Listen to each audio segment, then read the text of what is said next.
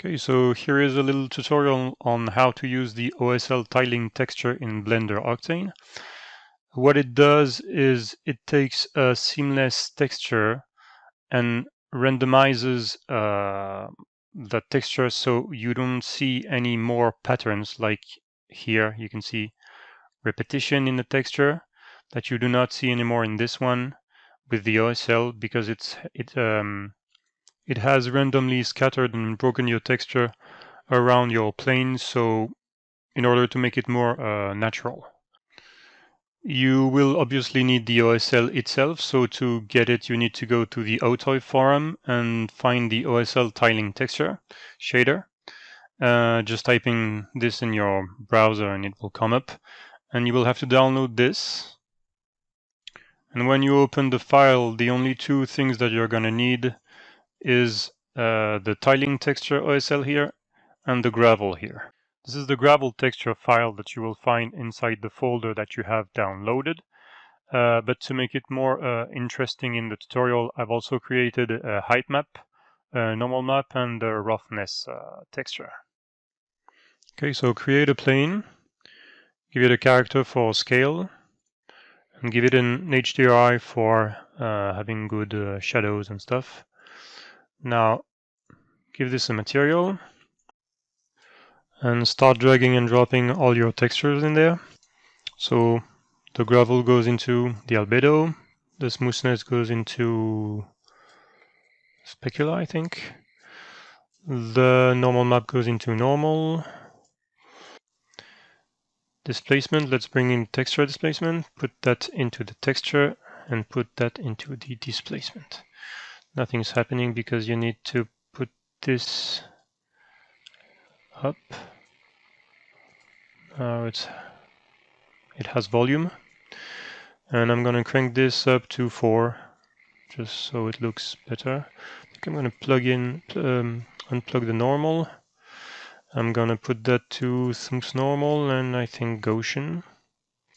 This is obviously too big, so I'm going to go full transform and plug that into the transform of every node, every texture.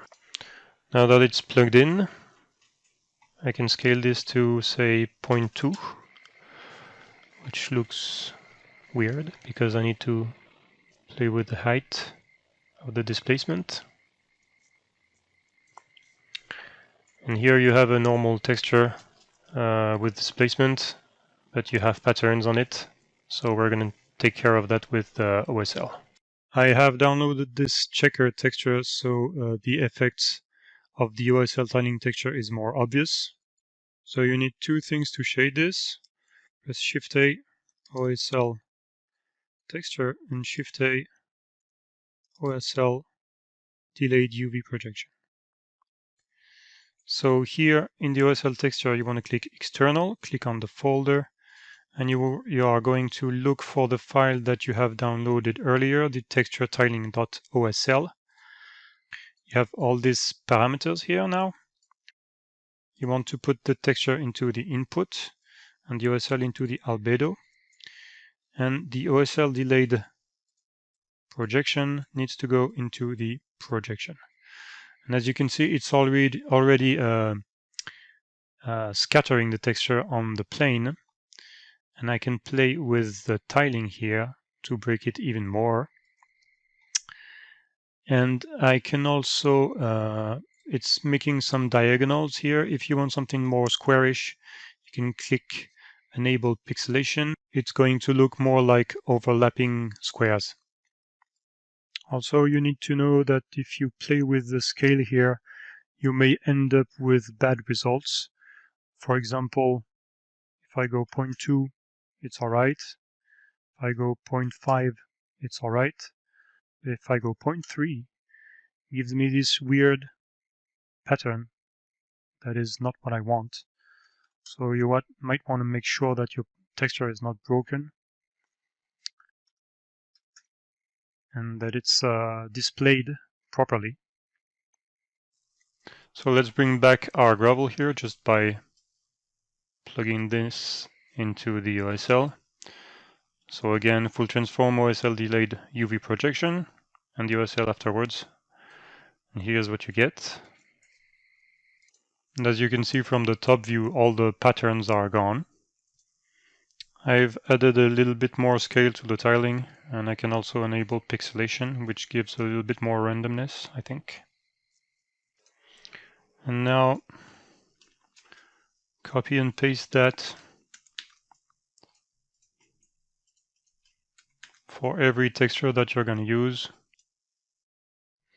So this is the result that you get with the albedo, the roughness, and the normal map plugged in with the OSL texture.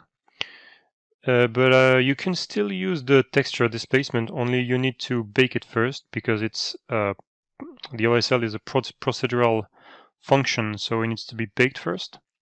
So in order to do that, we're going to go Shift A, baking, texture, and I'm going to copy paste this again.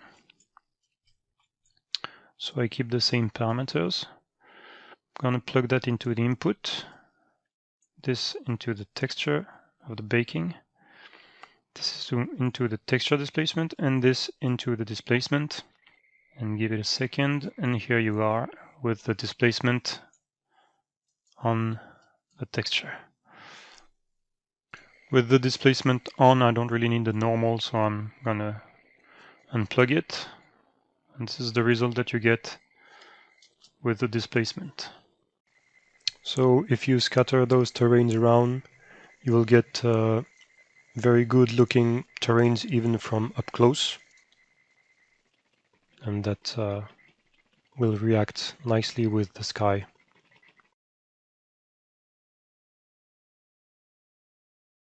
So I hope you learned something, and I will see you soon in another tutorial.